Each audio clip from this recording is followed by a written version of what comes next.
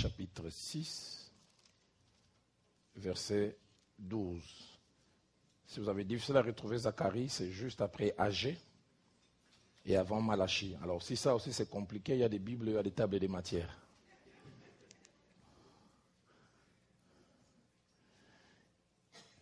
Zacharie chapitre 6, verset 12e.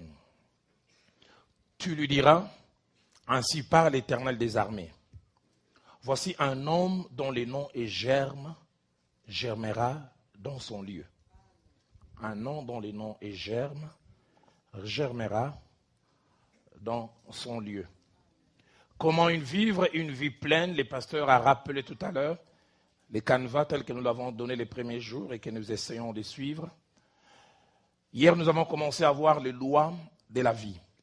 Et nous avons mentionné Job 38, verset 33, où Dieu montre à Job qu'il y a des lois que le ciel a établies, et ces lois ont leurs répercussions sur la terre, des principes auxquels nous sommes appelés à nous soumettre. Et ne pas nous y soumettre, c'est passer à côté de quelque chose. Et parmi les lois que nous avons commencé à voir, hier nous avons parlé de la loi du processus. Je n'aimerais pas trop y revenir. Si vous avez la possibilité, recherchez les cassettes ainsi que les DVD, vous aurez la possibilité de nous rattraper en termes de connaissances.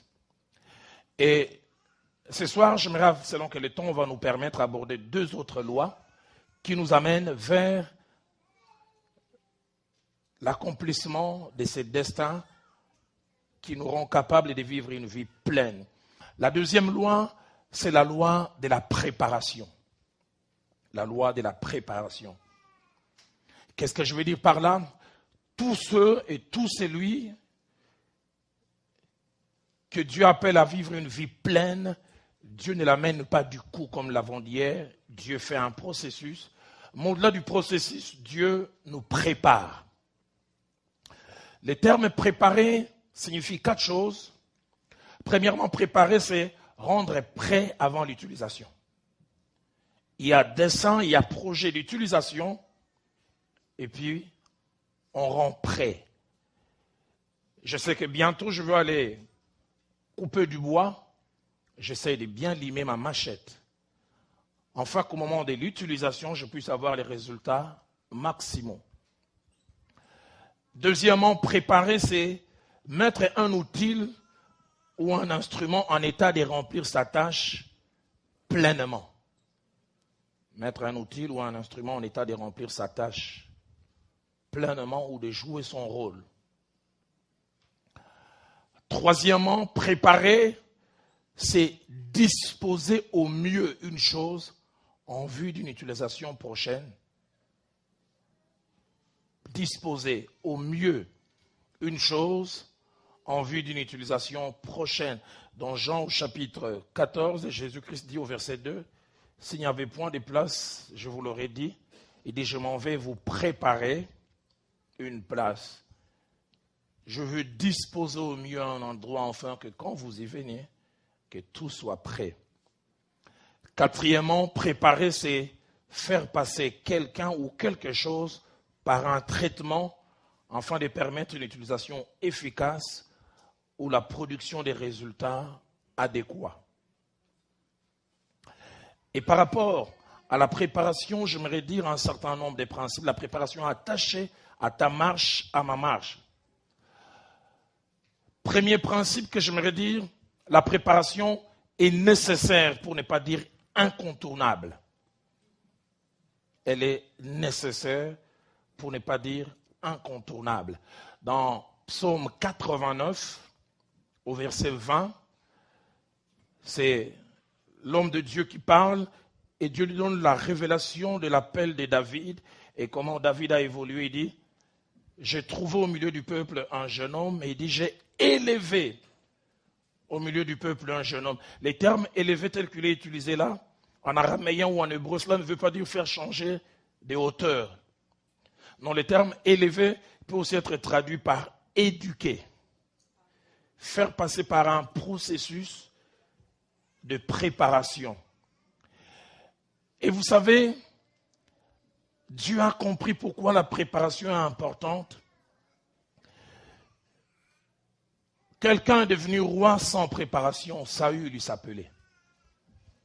Et il n'a pas su produire les attitudes escomptées, non pas parce qu'il ne pouvait pas, mais parce qu'il n'avait pas été préparé pour la tâche. Et Dieu s'est dit, si je fais de Saül aussi, plutôt de David, un roi sans préparation, David sera un Saül bis. Et Dieu préfère quelquefois laisser un Saül défaillant et prend le temps de préparer un David pour que David ne soit pas la répétition de Saül. Il a rejeté, mais 13 ans, il les laisse. Et durant ces 13 ans, il prépare David, afin que quand il va arriver, qu'il fasse des résultats maximaux. Aide-moi à dire à ton voisin, laisse-toi préparer par Dieu. Dis-le lui aussi calmement de ma part, même s'il n'est pas content, dis ne sois pas pressé toi aussi.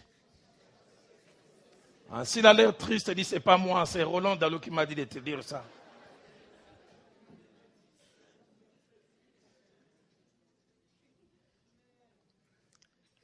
Elle est nécessaire, pour ne pas dire incontournable.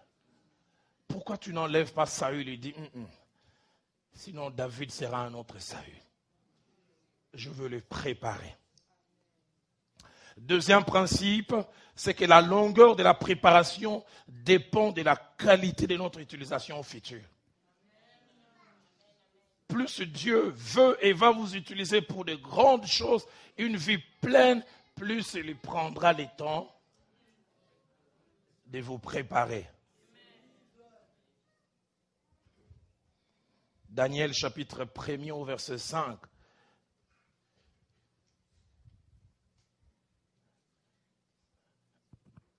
Ainsi que le verset 19. Ce roi-là, il avait besoin de personnes performantes. Et puis il s'est dit, ça c'est pas une question des heures. Ça c'est pas une question des jours. Il dit, cherchez-moi des jeunes gens beaux, des races royales.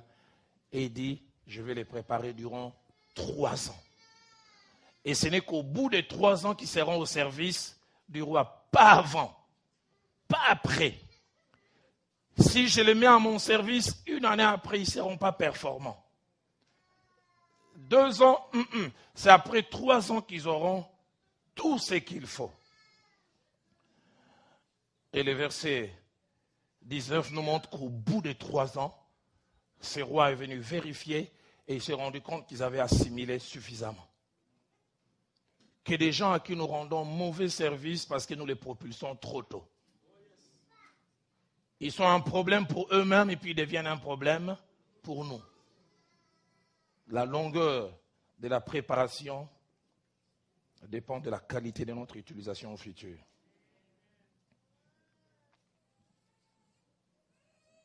Troisième principe, la préparation a un temps favorable. Et ce temps favorable, c'est avant l'utilisation. J'ai vu quelquefois dans nos nations, surtout chez nous au Congo, des fois on fait accéder des gens à des postes et ils apprennent en occupant les postes. Des stagiaires dirigeants. Alors qu'ils auraient dû accumuler des connaissances et venir simplement exercer. Et les passages de 1 Roi 6-7 que nous avons lus confirment cela. Dans une carrière, on a taillé des pierres. Tout a été fait dans la carrière et on a déplacé de la carrière vers un autre endroit. Utilisation, la Bible dit, aucun coup de marteau. Aucun coup de hache. Que des gens pour qui Dieu est obligé de donner encore des coups de marteau, mais alors qu'ils sont déjà en train d'être placés. Ramenez encore les marteaux là. Même les murs risquent de tomber. Je prie que Dieu vous taille avant. Pas après. Quatrième principe, c'est que la préparation peut avoir plusieurs visages. Elle peut avoir un visage formel, tout comme elle peut avoir un visage informel. Elle peut être systématique, tout comme elle peut être non systématique.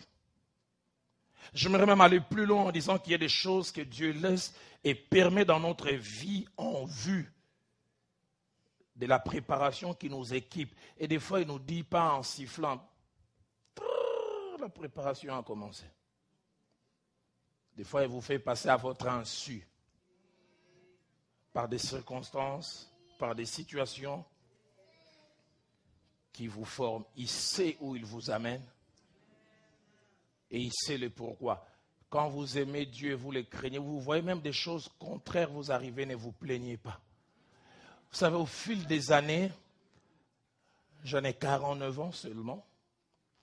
Il y a la petite érosion que j'ai sur la tête, me rappelle cela. Et dans mes presque 30 ans dans les Seigneurs et 27 ans dans les ministères, j'ai appris au fil des années. Auparavant, j'ai loué trop Dieu pour sa force.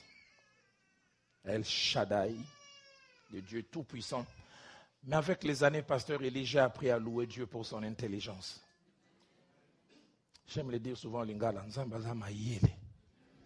Nous les Kinois, pas les Katangais, nous disons Nzambaza bouliste. Il a des boules. Il a des idées. J'ai appris à bénir Dieu pour son intelligence. Quand vous vivez assez longtemps, des choses, quand vous les viviez, vous ne les comprenez pas. Vous commencez à comprendre comme si c'était un puzzle. Il a fallu ça pour m'amener là et arriver à ça. Oh, mais pourquoi j'avais pleuré là? Sans ça, je ne serais pas là et je n'aurais pas ça.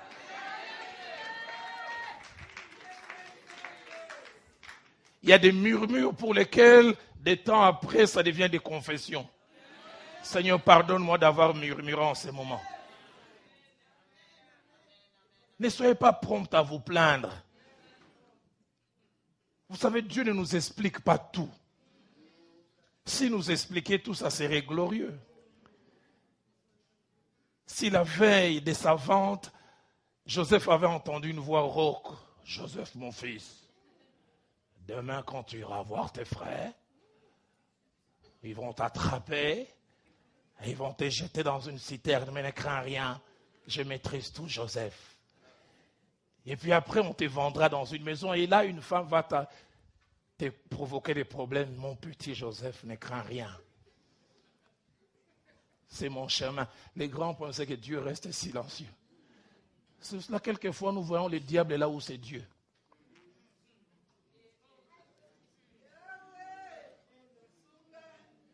Si Joseph était aujourd'hui, on l'amènerait au combat spirituel. Frère Joseph, il y a trop de successions d'infortunes. Il doit y avoir des liens, Joseph.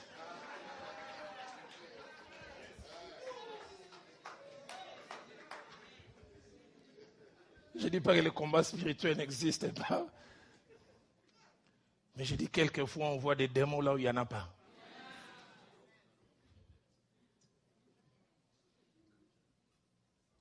J'ai prêché une fois chez nous à l'église à Kinshasa sur le combat spirituel. J'ai dit la nuit il fait tellement froid comme ça arrive de temps en temps à Kinshasa. Et un chat est en train de passer. Dans le langage des chats, il pleure, il dit miaou, miaou. Dans le langage des chats, il dit j'ai froid, j'ai froid. Et c'est lui qui est à la maison. Coco, Kabi sauté. Tu ne vas pas nous avoir. Le pauvre chat, il a froid. Dommage que moi, je n'entends pas les Kisha. Dans les Kisha, il est en train de dire, il fait froid. Comment je peux faire? Tu ne sais pas là où on enterre mon nombril.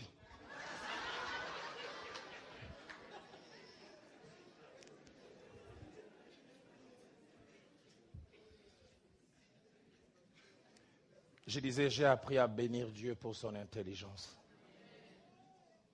Joseph ne comprend rien, mais Dieu est derrière. Et j'aime au soir de sa vie, il dira à ses frères, ne vous affligez pas. Ne soyez pas attristés de m'avoir vendu. J'aime ce qu'il dit. Il dit, c'est Dieu qui m'a envoyé devant vous. Ah bon, Joseph, aujourd'hui, tu vois Dieu? Avant, tu pensais que c'est la méchanceté des hommes. Dieu nous prépare. Et dans sa préparation vers la royauté, où il a exprimé pleinement ce que Dieu avait en vue pour lui, quelqu'un comme David a eu 5 étapes attachées à sa préparation. La première étape, elle est informelle. 1 Samuel chapitre 7, verset 1 dit, le père de David fit de lui les gardiens du troupeau de la famille. Seigneur, papa, pourquoi seulement moi? Il y a des boudeurs, des enfants de boudeurs professionnels. Il y a tous les enfants, pourquoi seulement moi? C'est toi qui vas garder les troupeaux. C'est que David ne sait pas, c'est que c'est une étape dans la préparation. Quand Dieu permet que son père lui confie cette tâche, il veut imprimer en lui, en termes de préparation, 3 qualités. La première qualité, c'est le sens de la planification. Vous savez, quand les brebis ont brouté de l'herbe quelque part ou ont bu de l'eau, et les soirs on vient les garder, aucune des brebis ne réfléchit, demain on va brouter où? Où est-ce qu'on va boire l'eau demain? C'est le travail du berger. Qui alors qui fait rentrer les brebis s'est dit, aïe, aïe, aïe. Au nord, là où on est allé, l'herbe, il y en a de moins en moins. Il faudra que je pense. Et ça, c'était le travail de David.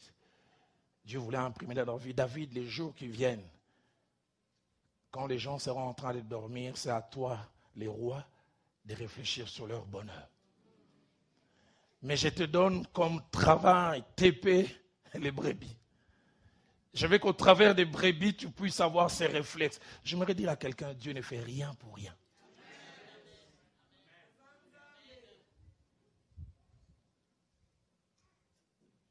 Deuxième et troisième aptitude que Dieu voulait placer en lui, c'est le sens de la responsabilité et le sens du sacrifice. David témoignera plus tard devant le roi Saül, lui dit, quand un ours venait attaquer les brebis, je fouillais, n'est-ce pas? Quand un lion venait attraper, je fouillais, n'est-ce pas? Il dit, je l'attaquais et j'arrachais, prêt à mettre sa vie en danger pour que ceux qui sont sous sa responsabilité soient protégés. Et le Dieu responsable dit, je suis en train de les préparer. Enfin qu'ils soient prêts demain à payer les prix les plus élevés pour le bonheur des autres. Et quand Dieu réalise qu'il a assimilé ces quelques leçons, deuxième étape de sa préparation, 1 Samuel 16, verset 21. Sans concours, sans que lui-même ne fasse des efforts, on part de lui au palais royal pour venir jouer la harpe pour le roi David, le roi Saül. Mais quand il arrive dans la maison, non seulement qu'il joue la harpe, mais la Bible dit aussi qu'il devint porteur d'armes. Dieu prend un petit villageois et dit, si je le fais passer du village au palais royal, il aura des problèmes d'ajustement. Là, j'aimerais qu'il s'habitue aux us et coutumes, qu'il voie les bonnes manières. On salue comment? On dit bonjour comment? J'aimerais qu'il soit près du trône, qu'il observe. Un roi se comporte comment? Il ne met pas son doigt dans les nez pour chercher je ne sais quoi.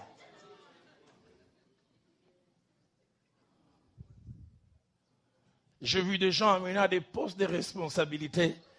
Il est en train de faire un discours devant 5000 personnes au palais du peuple, en direct à la télévision. Il veut faire passer une page, il fait. Mais est-ce qu'on peut les blâmer? Personne ne lui a appris. On l'a improvisé. Il est sincère, mais sincèrement, il s'en trompe.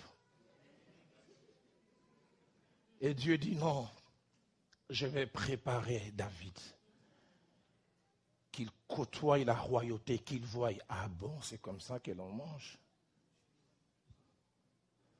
Ça me rappelle un ami, il m'a dit, j'ai rigolé avant, il avait 38 ans, il dit, il n'est jamais monté dans un avion. La première fois, sa grande sœur demande qu'il accompagne ses fils et tous ses enfants, les moins âgés, je pense, avaient 6 ans, le plus âgé devait avoir 13 ans, ils sont montés dans l'avion au moins 100 fois. Il dit, quand ils se mettent dans leur fauteuil, il dit, Roland, tu sais la meilleure? Quand on disait qu'il faut fermer la ceinture de sécurité, je ne savais comment fermer. Il dit, j'ai simplement regardé mon petit neveu qui avait 7 ans, qui avait bien fermé. Je lui ai dit, les trucs là que tu as fermés, est-ce que tu sais ouvrir ça? Il lui a dit, oui, j'essaie. Il dit, ouvre un peu, je vais voir. Ah, ok, ferme encore, je vais voir. Ouvre encore et ferme. Ok, tu sais vraiment.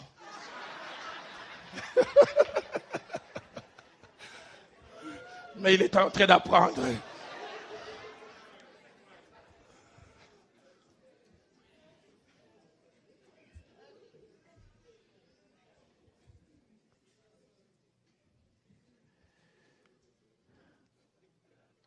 Dieu veut préparer David.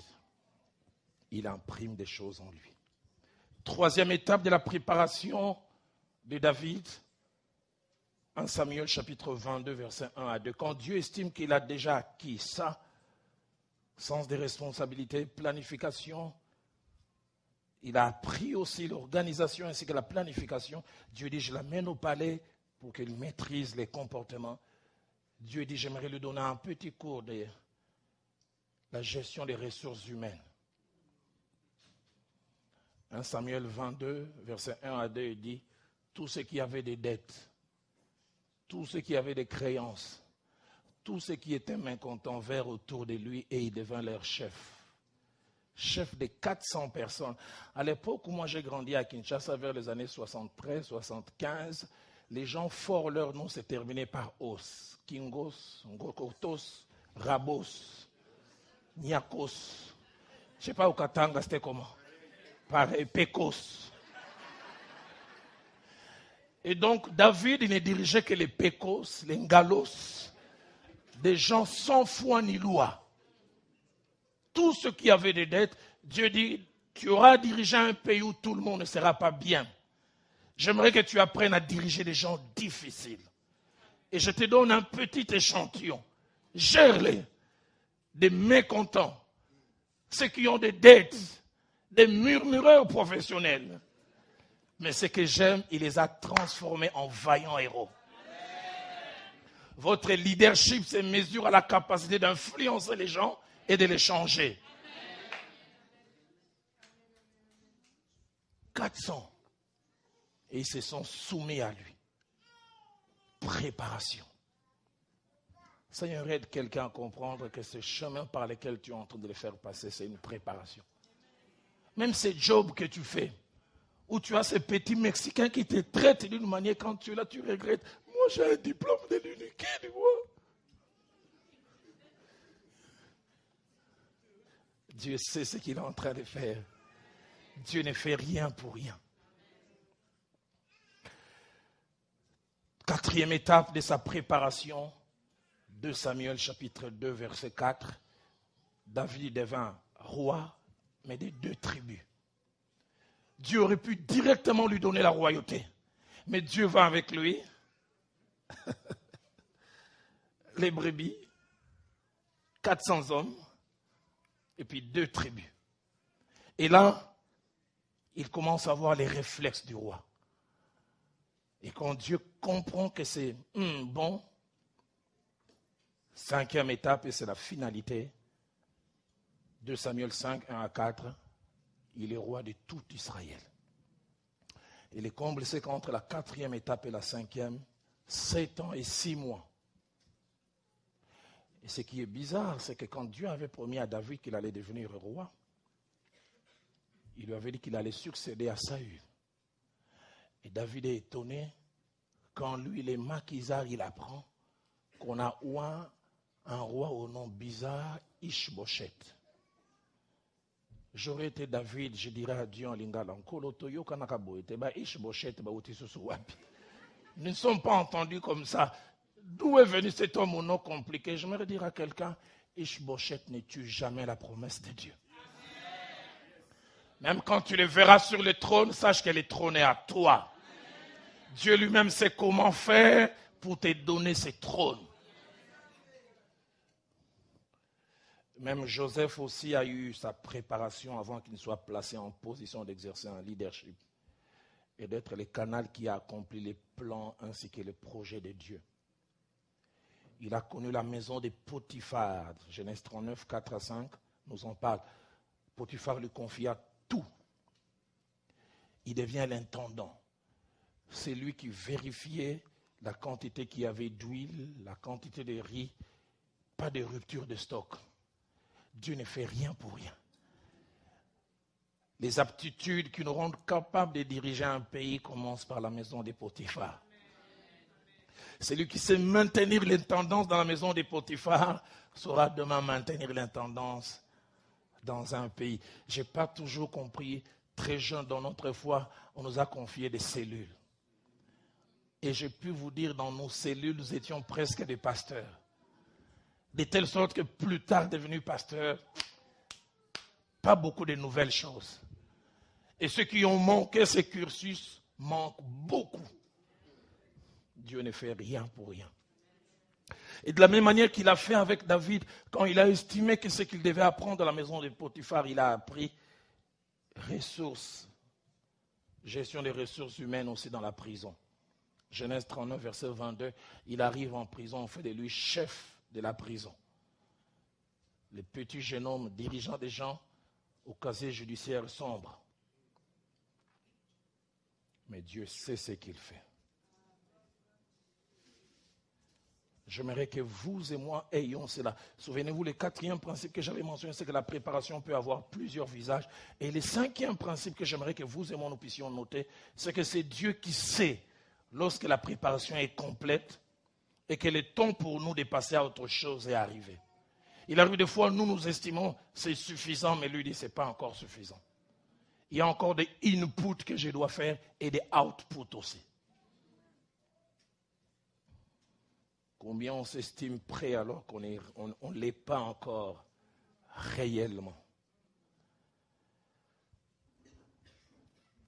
6e principe, c'est que chaque fois que la préparation qui a comme finalité de nous rendre prêts prend fin, Dieu lui-même travaille en notre faveur et provoque des circonstances pour nous placer dans une position où nous pouvons maintenant exercer. Je le disais ce matin quand j'enseignais aux femmes et aux hommes de Dieu qui étaient ici. Il y a trop de gens qui pensent qu'ils sont indispensables pour leur promotion. Je leur disais comme à qui on dit, il faut perso. Je dois moi-même travailler pour moi. J'aimerais te dire, Dieu peut travailler pour toi sans toi. Il peut lui-même agencer les choses. Genèse 41, verset 8 à 14. Quand Dieu a voulu maintenant promouvoir Joseph parce qu'il estime que la formation est à son comble, 1, il a provoqué un songe. Et 2, il a rendu ce qui expliquait le songe avant incompétent. S'ils étaient là, ils recevaient un salaire, c'est qu'ils expliquaient toujours.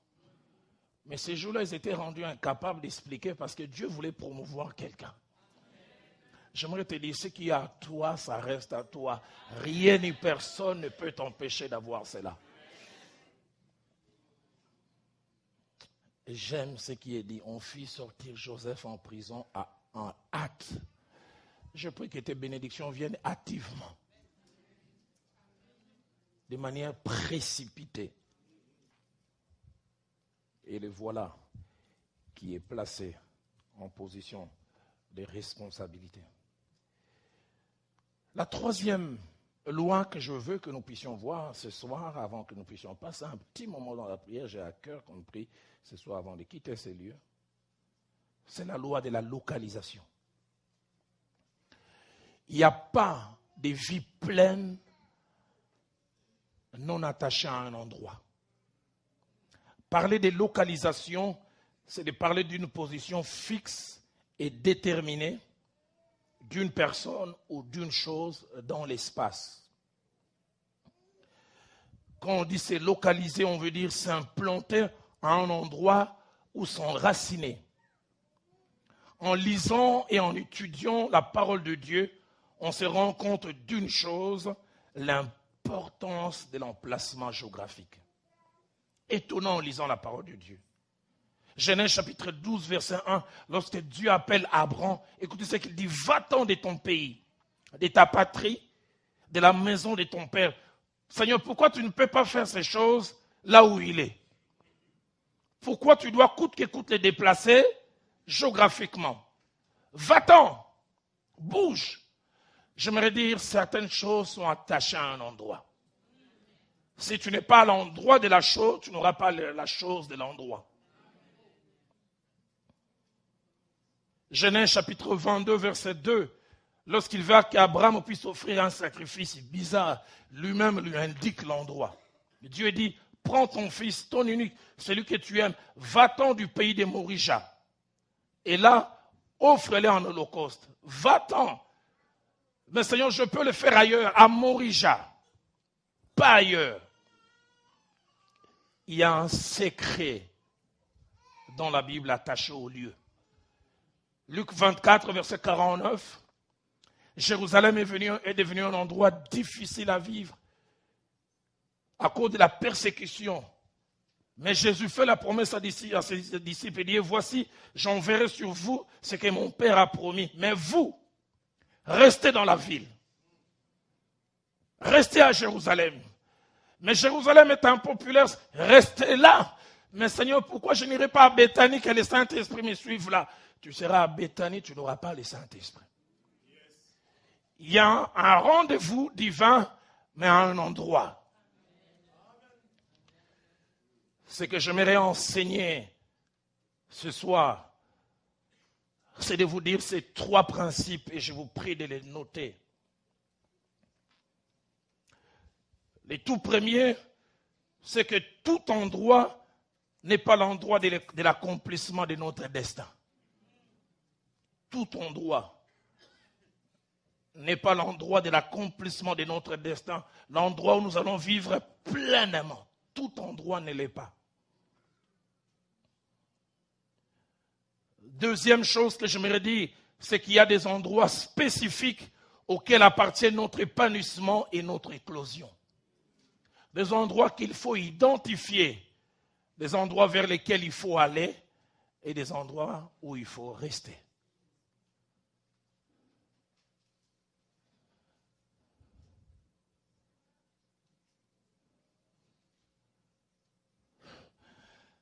Dans Zacharie chapitre 6, verset 12, je reviendrai encore sur ce passage tout à l'heure. C'est l'Éternel lui-même qui parle et qui établit un principe. Il dit, tu parleras ainsi à mon serviteur. Voici un homme dont le nom est Germe. Mais il dit, il germera en son lieu. J'aimerais nous dire, tout lieu n'est pas notre lieu de germination. On a un lieu de germination. Je reviendrai sur cela tout à l'heure. Troisième principe, c'est qu'il y a 4 types d'endroits que nous retrouvons en lisant et en étudiant la parole de Dieu.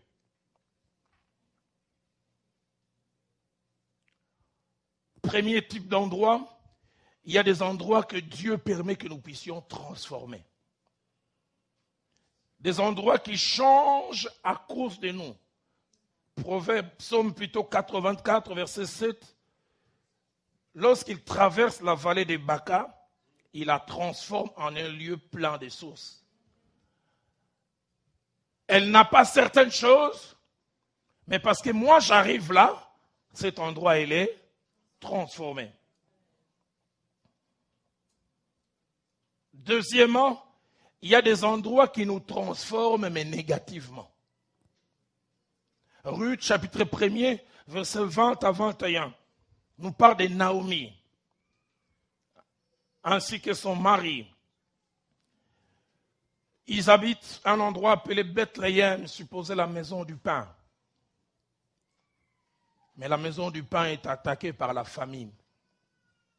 Et regarde en face, il y a Moab, pays réputé être maudit. Mais il y a beaucoup de pain. contradiction. Là où la bénédiction est censée être, on l'a en théorie mais pas en pratique. Et on lève les yeux, le pays qui est censé être maudit est maudit en théorie, mais en pratique il y a du pain.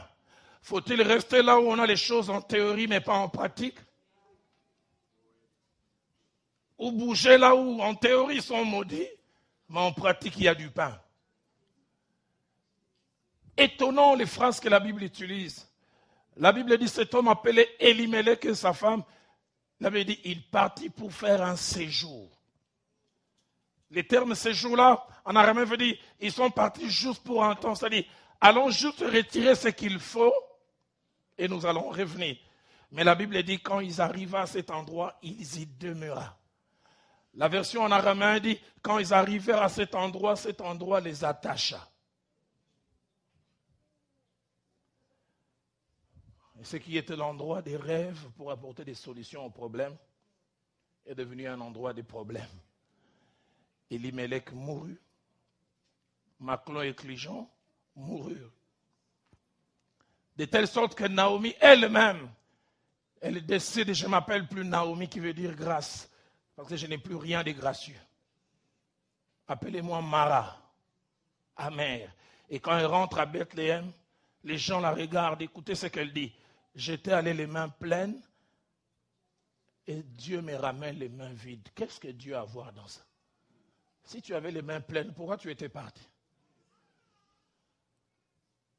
Un lieu qui l'a transformé. Luc chapitre 15, versets 11 à 16, nous montre aussi un jeune homme transformé négativement. C'était un prince dans la maison de son père. Et il en avait assez de ces lieux. Il dit, je veux aller voir ailleurs. Il a juste bougé géographiquement. Le prince est devenu mangeur de la nourriture des cochons.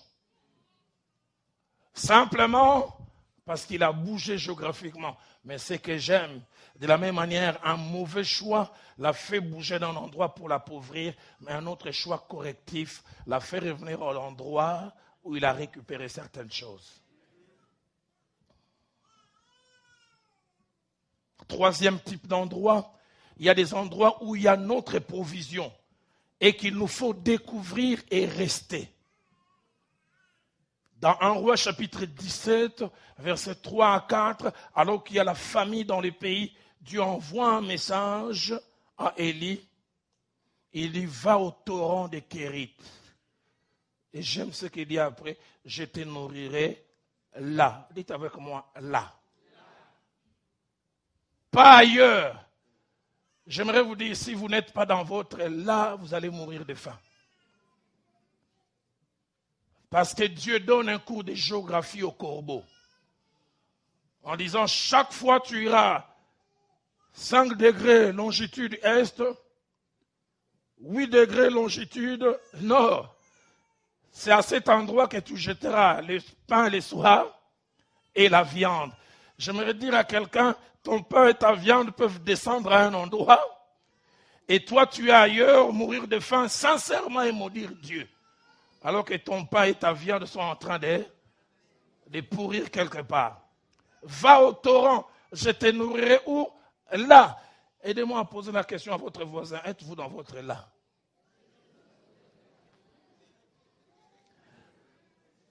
Je ne veux pas vous choquer. Certains d'entre nous, notre là, c'est le Canada. Notre là, c'est les États-Unis. Mais d'autres, leur là, c'est le Congo. Je ne sais pas ce qu'il en est de vous. Moi, le 20 mars 97 à 10h20, je n'ai jamais oublié. J'étais dans notre chapelle à Nairobi. Dieu m'a dit, Roland, ton lieu d'éclosion, c'est Kinshasa, RDC et Lokamakase.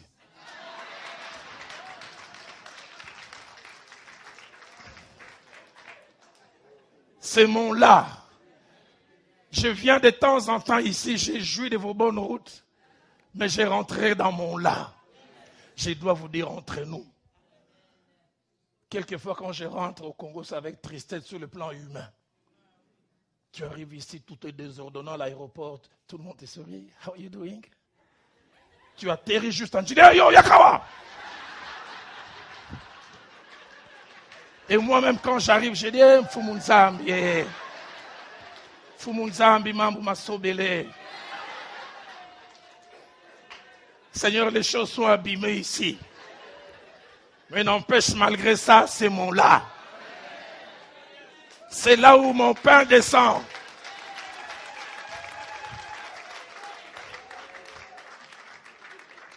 Élie, je viendrai de temps en temps te faire bisous, avoir ton bon thé là. Mais puis je rentre dans mon là.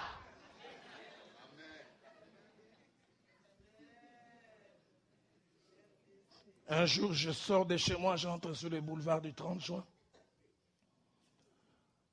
Au niveau de la régie des eaux, et puis j'arrive vers Photogui. Je clignote bien pour rentrer, pour ceux qui connaissent encore, vers les ronds-points Forestcom. Je vois une dame en tenue de policier qui sort.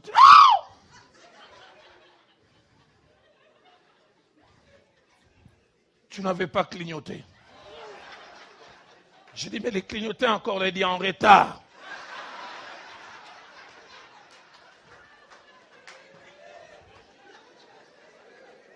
Allez, ouvre la porte, je vais entrer au bureau. Si tu discutes, tu verras, je vais te citer les articles du code, je suis resté là. Je disais que j'ai pris ou que je la cogne. J'ai commencé à penser qu'avant ma conversion, j'avais fait un peu du judo. Et dès qu'elle est montée, j'avais une grosse Bible entre les deux parce que je venais d'exhorter quelque part. Je courbe juste, regarde la Bible et me demande en langue. Osa pasteur? Donc tu es pasteur? Je dis, mais pourquoi ces questions? Il dit, arrête-toi un peu. Je dis, non, mais il dit, arrête-toi. Je dis, quel est le problème? Et puis il s'est dit, pasteur, on dirait que je te vois à la télévision. J'ai dit, oui. Pasteur au clignota Guinayo. Pasteur, tu avais clignoté.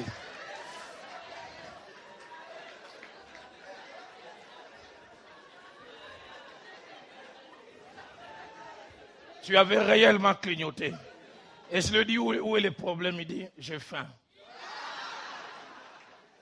Il dit, j'avais demandé à mon chef, il dit, je suis même seulement secrétaire, je ne suis pas censé travailler sur la route. Je suis secrétaire au bureau, j'ai demandé à mon chef, achète-moi quelque chose. Il dit, toi avec ta tenue, tu meurs de faim. Il dit, alors en sortant, je me disais, le premier que je vois, innocent, il va mourir. Et dommage, le premier, c'était moi. Quand je vois tout ça, je dis, quand je vis au Canada, natika, la tonatika, que je reste ou pas. Mais n'empêche, malgré tout ça, c'est mon là. Combien il est bon d'identifier son là. Et d'être dans son là.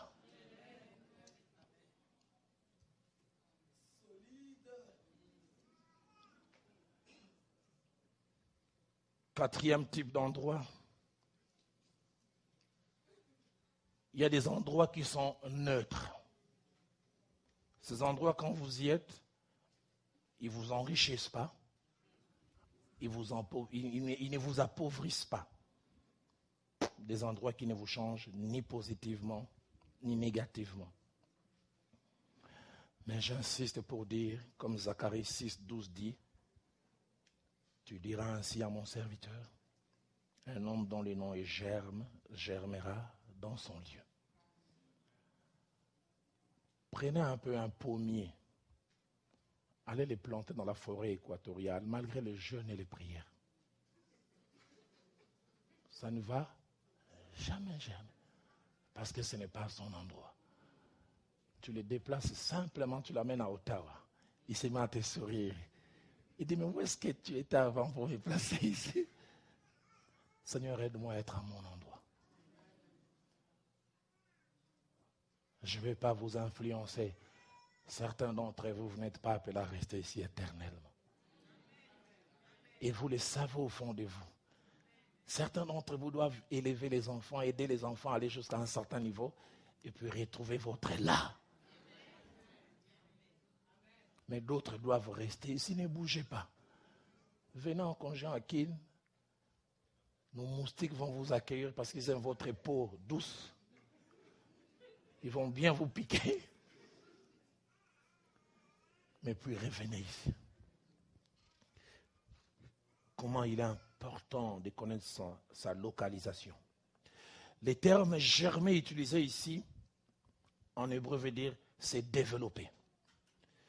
Dis à mon serviteur germe, il se développera quelque part. Le terme germer veut aussi dire apparaître et exister aux yeux des autres de manière visible et remarquable.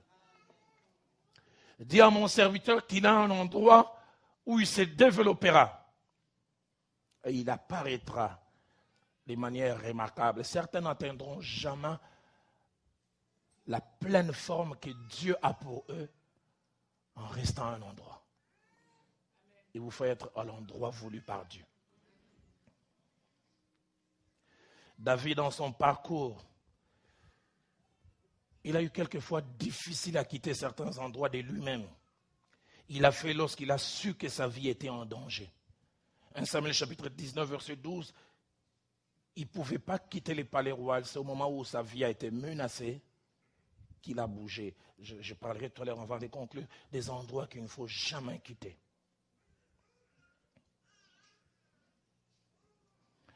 Retenez ceci.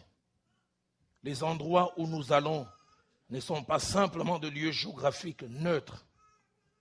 Ils peuvent être des endroits attachés à notre progrès ou à notre régression. C'est pourquoi il est important que dans tout mouvement géographique, nous consultions Dieu. Il y a dans la parole de Dieu 7 types d'endroits que je vais mentionner et puis nous allons clore ce soir. Premier type d'endroit, il y a des endroits que les circonstances nous imposent. C'est-à-dire, ce n'est pas un endroit de notre destin, mais c'est un endroit où il nous faut rester un moment. Ce sont des endroits de protection. Pour un temps. Dans Matthieu chapitre 2, versets 13 à 15, ainsi que 19 à 20, la Bible nous enseigne cela. Et chaque fois que j'enseigne sur ces passages, j'aime secouer les trop spirituels. Il y a des gens qui sont trop spirituels plus que Dieu lui-même. Un ange du Seigneur apparut en songe à Joseph et dit, « Lève-toi, prends le petit enfant et sa mère, et j'aime le verbe, fuis. » Dites avec moi, fuis. Et qui propose la fuite? Le Dieu Tout-Puissant. Moi, je suis enfant de Dieu, je ne vais pas fuir.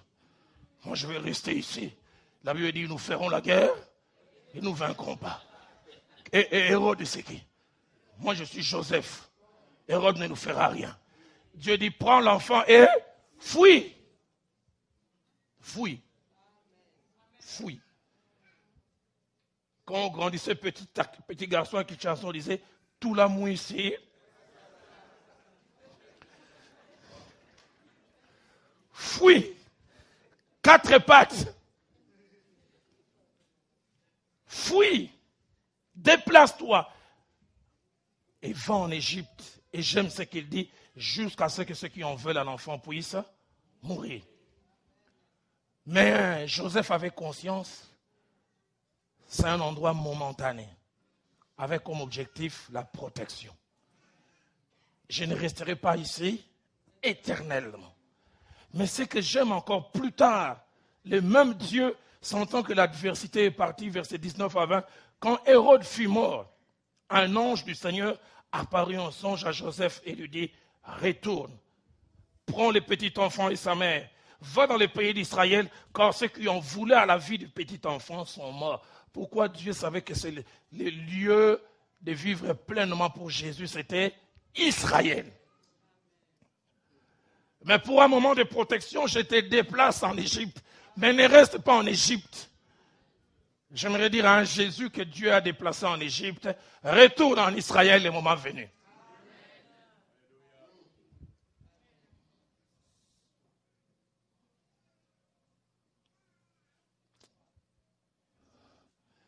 Je voulais vraiment rentrer. Mais avec ce que j'apprends, qui est arrivé à aller mon loto.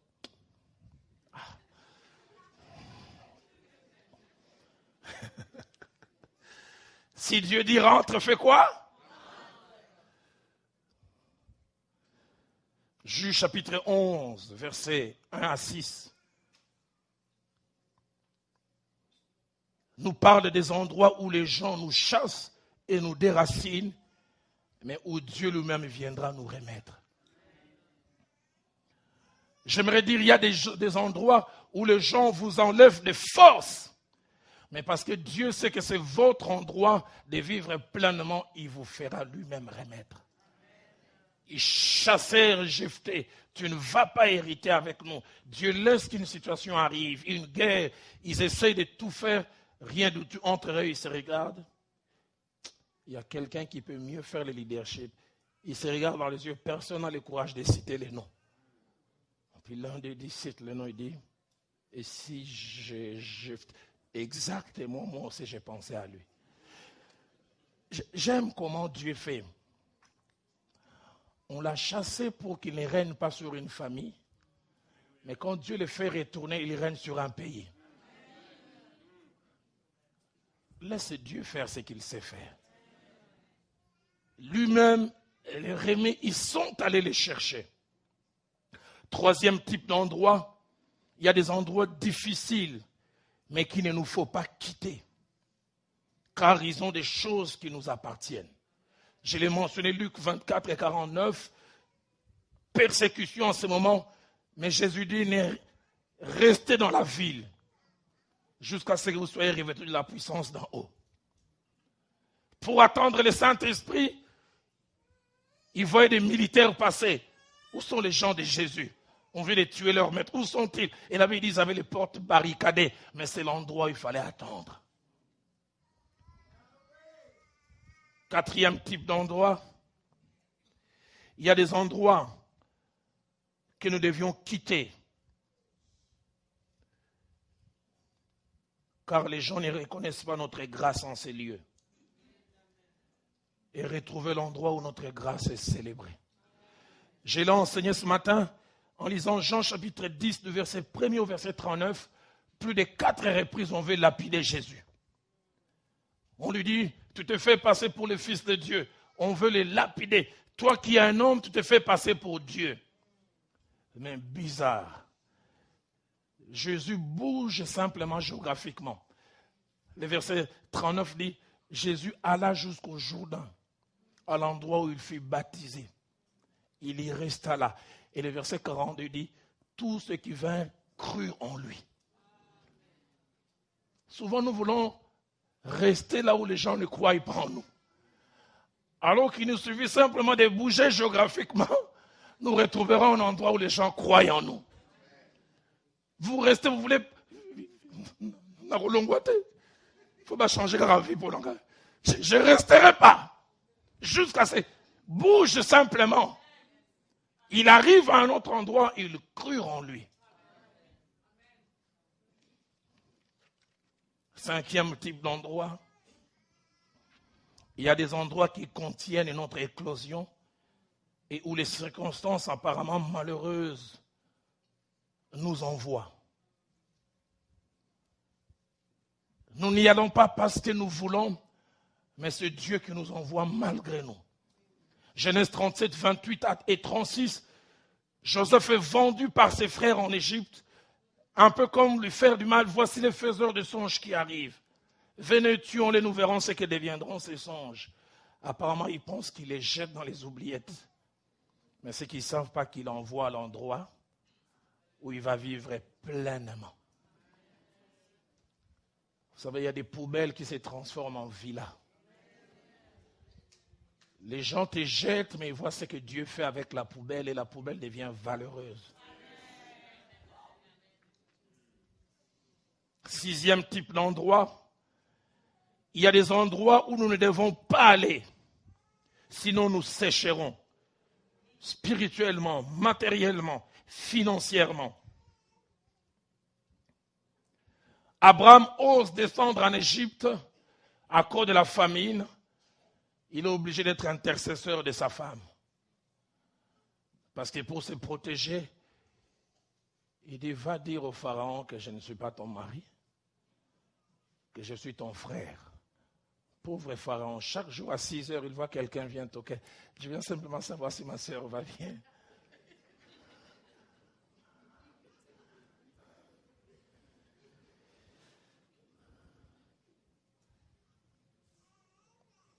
Ruth 1, 1 à 6, nous en avons parlé. Elimelech est mort. Lui qui pensait que Bethléem allait l'aider à vaincre la famine. Septièmement, et je finis par là, il y a des endroits où Dieu nous veut pour un temps. Mais il nous faut reconnaître la durée et savoir bouger avec lui. Deutéronome chapitre 1er, versets 6 à 8. Le Dieu qui avait fait quitter Israël en Égypte et qui dans son projet savait que Horeb devait être une étape. J'aime l'adverbe qu'il utilise lorsqu'il leur parle. Il dit, vous avez assez demeuré sur cette montagne. Le problème n'est pas de demeurer, le problème c'est les temps. C'était dans mon plan, dans mon projet que vous restiez, mais vous êtes resté un peu plus de temps que prévu. Il dit, partez, voyez, j'ai mis devant vous le pays. Combien de fois nous restons plus longtemps là où nous ne devions pas rester? Il y a des endroits où Dieu nous veut, mais il nous faut savoir bouger. En conclusion, combien il est important d'être là où Dieu veut que nous soyons, bougeons avec lui, restons s'il ne dit rien. Dans Exode 33, verset 15, Moïse dit une chose merveilleuse, c'est que j'ai pris que ça puisse être ton partage, mon partage. Si tu ne marches pas toi-même avec nous, ne nous fais point partir d'ici. J'aimerais me rassurer que dans mon mouvement, je suis avec toi. Que dis-je? Tu y es avec moi. Exode 40, verset 36 à 37, quel merveilleux passage. Aussi longtemps que durèrent leur marche, les enfants d'Israël partaient quand la nuée s'élevait de dessus le tabernacle, et quand la nuée ne s'élevait pas, ils ne partaient pas jusqu'à ce qu'il s'éleva. Ils bougeaient avec Dieu et ils restaient aussi avec Dieu. Ma prière, le vœu de mon cœur, c'est que tu reconnaisses ton lieu de germination et que tu t'y accroches. Ce soir, j'ai à cœur, alors que nous sommes assis, tiens simplement la main de ton voisin, de ta voisine.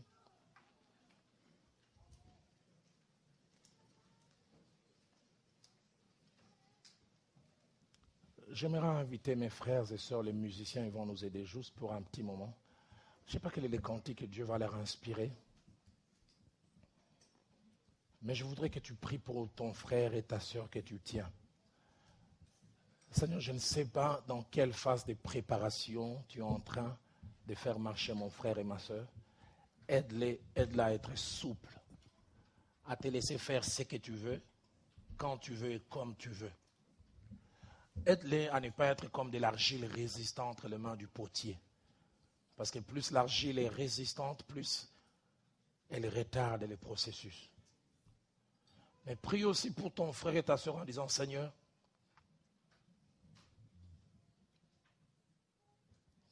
qu'ils comprennent et qu'elles comprennent la loi de la localisation. Qu'elle soit là où elle veut que tu sois. Soit momentanément, soit pour toujours. Mais s'il doit bouger, qu'il puisse savoir quand bouger. Je suis triste quand je vois des gens s'émouvoir selon les modes. Non, ces derniers temps, c'est à Ottawa que ça marche et tout le monde y va. Ces derniers temps, c'est à Alberta et tout le monde y va. Est-ce que Dieu te veut là-bas?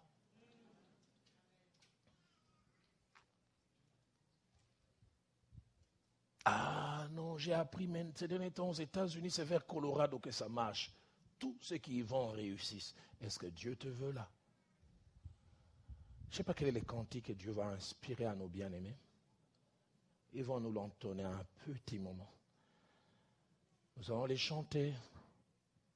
Et puis après, tu prieras pour ton voisin et ta voisine.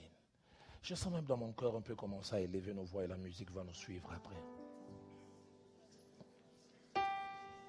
Shandorobo Sandaraba Yondorobo Shanta.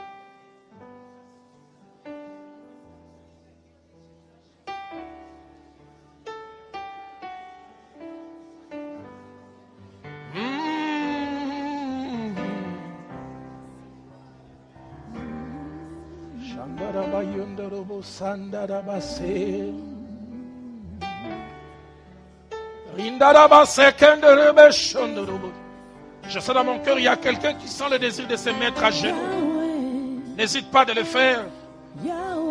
Shandorobo Sike Yodobos. Yahweh Salalo Lengenayo. Oh Salah. Andaraba Solobo She. Yahweh. Yebo Sandorobos. Yahweh Salah. Rikabo Shebe Bendo. Yahweh Salah. Hey Nobose. Yeah.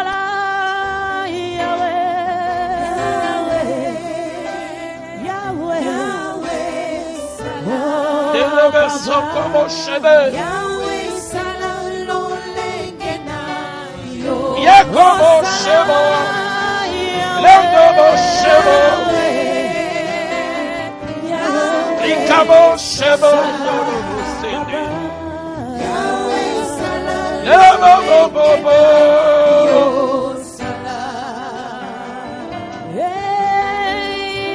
Kindadobo Sendodobo Shebo. Yahweh Salah, bomoya bana. Yengodobo Shebo. Yahweh Salah, lolengori. Oh Salah. Yahweh. Yahweh Salah. Yahweh Salah. Lolengori. Salah. Oh Yahweh. Tombelio Salah. Yahweh Salah Lolengena. Dos pengina yo kita. Hallelujah. Yahweh. Kita Salah bomoina. Yahweh. Yahweh. Salah. Salah. Salah. Salah. Salah.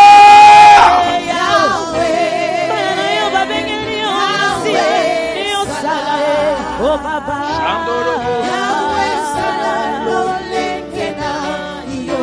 Oh Tambelanga Sako Salah, Tambelanga Sako Salah, oh Sako Salah, Shandorobos. Yobongina Roku. Oh Tambelanga Salah na pokwalelo. Yahweh Sako Salah, Yahweh Sako Salah, Yahweh. Yobongina loku. Oh Yahweh nanga yakombiki sanga Yahweh nanga azako sala azako sala Yahweh yobongina loku. Oh Yahweh nanga akokangolanga Yahweh nanga azako sala azako sala Yahweh yobongina loku. Oh Yahweh nanga akopambola Yahweh nanga azako sala azako sala Yahweh yobongina loku. Oh posana ngai ezana mona yo posana ngai ezana mona yo Yahweh yobongina loku. Oh posana ngai ezana simba yo posana ngai ezana simba. J'aimerais que les instruments continuent à jouer. Que ceux qui sont baptisés dans le Saint-Esprit laissent les paroles en langue monter. Je sens un vent de l'Esprit ce soir ici. Yandorobo Shandadaba. Rikabo Tenderebe Shoba. Blandorobo Sekendere. Yambada Basheo. Ringadobo Sandadaba. Ikabo Shebe. Mandorobo Sandadaba.